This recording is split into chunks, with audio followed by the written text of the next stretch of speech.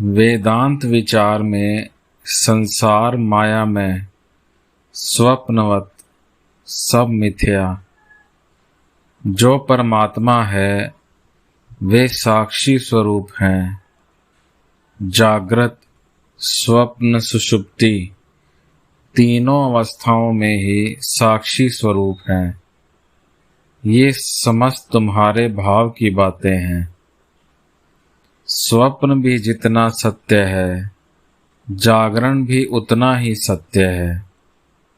एक कहानी सुनो, तुम्हारे भाव की है।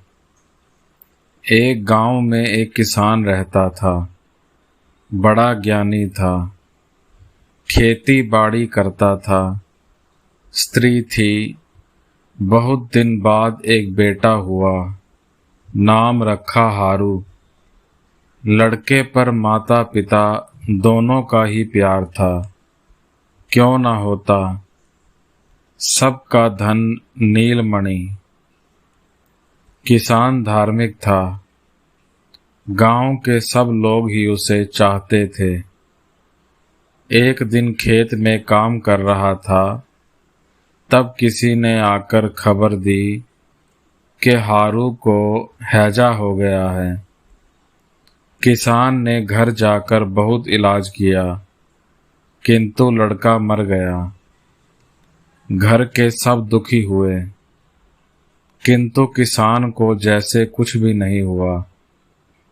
उल्टा सबको समझाता था कि शौक में दुखी होकर क्या होगा। उसके पश्चात फिर खेती बाड़ी करने चला गया। लौट कर घर आकर देखा कि स्त्री और भी रो रही है। स्त्री ने कहा, तुम कैसे निष्ठुर हो। लड़के के लिए एक बार रोए भी तो नहीं।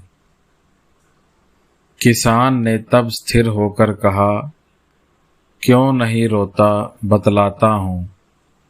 मैंने कल एक बड़ा बढ़िया स्वप्न देखा था। देखा कि मैं राजा बन गया हूँ और 8 लड़कों का पिता बन गया हूँ। बड़े सुख में हूँ। फिर नींद टूट गई। अब बड़ी चिंता में पड़ गया हूँ।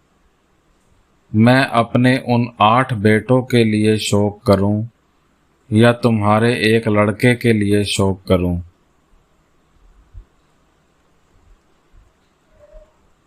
किसान ज्ञानी था। तभी देख रहा था स्वप्न की अवस्था भी जिस प्रकार मिथ्या है, जागरण अवस्था भी वैसी ही मिथ्या है। एक नित्य वस्तु वही आत्मा है। मैं सब ही लेता हूँ।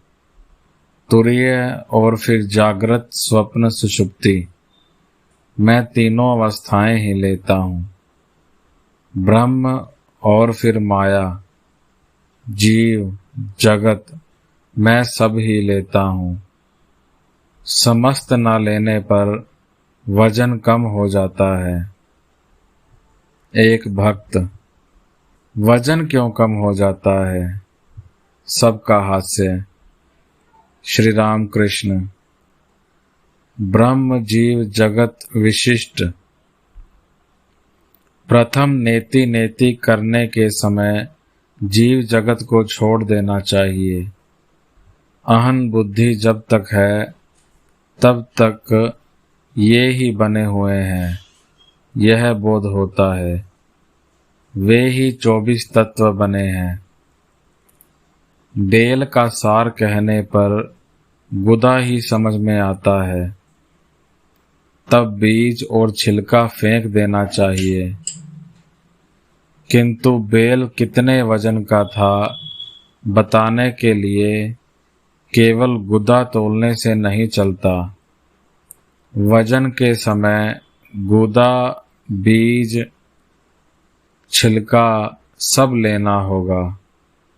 जिसका गुदा उसका ही बीज है, उसका ही छिलका है। जभी तो मैं नित्य लीला सब ही लेता हूँ। माया कहकर जगत संसार को उड़ा नहीं देता, वैसा होने पर वजन में कम हो जाएगा। ज्ञानी लोग सब स्वप्न वक्त देखते हैं, भक्तगण सारी अवस्थाएं लेते हैं। ज्ञानी बूंद बूंद करके दूध देता है, सबका हास्य। कोई कोई गायें खूब छांट छांट कर खाती है और तभी छिड़क छिड़क दूध देती है। जो इतना छांटती नहीं, मीन मेख नहीं करती और सब कुछ खा लेती है, वह हुड़ हुड़ दूध देती है। उत्तम भक्त नित्य और लीला दोनों ही लेता है, इसीलिए नित्य से मन के नीचे उतर जाने पर भी उनका भोग कर सकता है। उत्तम भक्त हुड़ हुड़ करके तेजी से धारम धार दूध देता है, सबका हास्य। एक भक्त, इसलिए उस दूध में एक विशेष गंध होती है, सबका हास्य। श्री राम कृष्ण सहास्य। हाँ होती है, किंतु थोड़ा ओटाना पड़ता है। आग पर ओटा लेना चाहिए। ज्ञान अग्नि पर दूध को थोड़ा चढ़ा देना चाहिए, तब फिर वह गंध नहीं रहेगी, सबका हास्य।